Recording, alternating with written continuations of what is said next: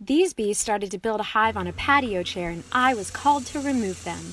The first thing I did was lift the cover of the chair to reveal a beautiful beehive with thousands of honeybees. I started to carefully remove the hive from the side of the chair, always looking for the queen bee every step of the way. As I removed each piece of comb, I put it in wooden frames of the new beehive using rubber bands to secure it for transit so that the bees could use it later on. There was a lot of comb, but also a ton of bees. So I used my hands and started scooping bees into their new hive while looking for the queen. Soon enough, I found her. Do you see her in there? She's the largest bee in the hive. There she is. I put her into the new hive, and all the other bees started to go right in since they wanted to be with their queen. And this was all actually on the second story of a house, so I used some rope to lower the hive to the ground, and I saved the bees. I got a call to rescue a swarm of bees, and here's how I did it.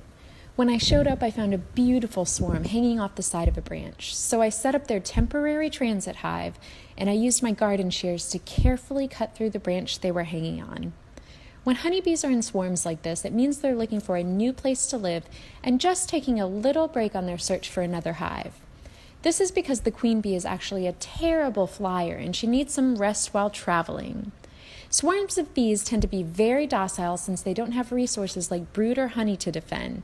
So to get the bees and the queen directly in the new hive as quickly and carefully as possible, I gave the branch a few good shakes and the colony fell right in. Bees have pretty tough exoskeletons, so the short drop doesn't harm them at all. They were happy to have a new place to live and started to settle in the hive. So I closed up the hive, and it was another successful day of saving the bees. These bees were building a hive in a water meter box in someone's front yard. I was called to remove them, and here's how I did it. The first step was lifting the lid of the box up. As you can see, there were a ton of bees. They had been starting to build some honeycomb right on the lid of that box, so I gently set it down. There were so many bees, but the most important bee was the queen, so I needed to make sure I got her in the new hive. So I decided to give that top a few shakes, and all the bees fell into their new hive.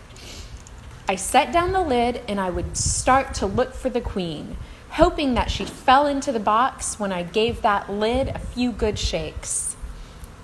I thought I saw her, so I searched a little more. Do you see her?